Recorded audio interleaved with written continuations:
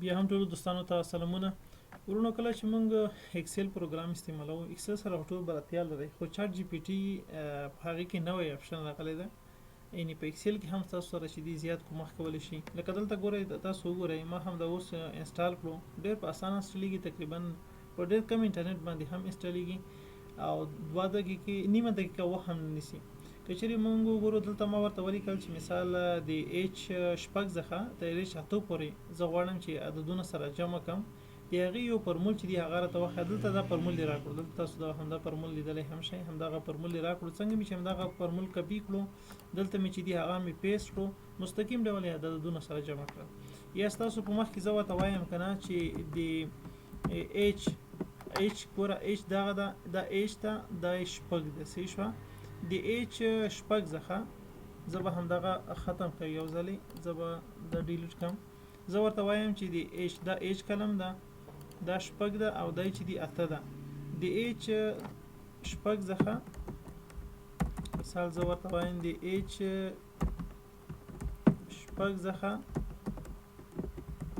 تر ایچ اته پورې عددونه راته ضرب کړه. د هغې فرمول راکړه.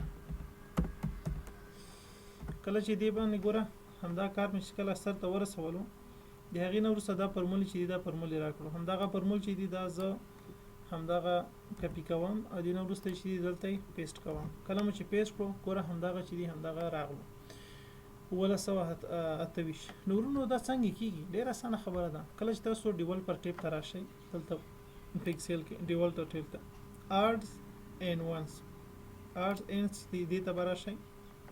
کله چې دې ته راغلی دلته سټور ته به راشئ، همداسې کې سټور لیکل شوی ده.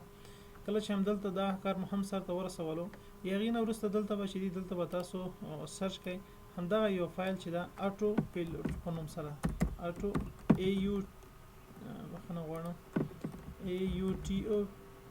AUTOPILOT، همدا فایل چې دی همدا فایل به سرچ کړئ. دې نه وروسته سرچ نه به کلیک وکړئ.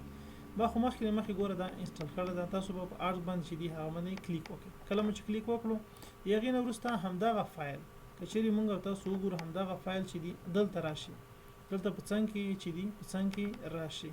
کله چې دلته ګوره هوم مینو ته چې کله تاسو راغلی، د اټو پیلوټ چې دی هغه لیکل شوی ده. د اټو پیلوټ چې دی هغه باندې به کلیک وکړئ، بس همدغسې اپشن به راشي. لکه څنګه چې موږ او تاسو چاټ جی پي ټي نه پوښتنه کوو، همدغه قسم پوښتنه به کوئ تاسو عملي ډول. دا هم لیدل. نو ورونو دا یې لنډه طریقه وه. نو خدای دې وکړي چې همدا ویډیو مو خوښ شوی وي. تر بیا پورې چې تاسو په خدمت کې حاضر یم، تر هغې پورې د خدای په امان.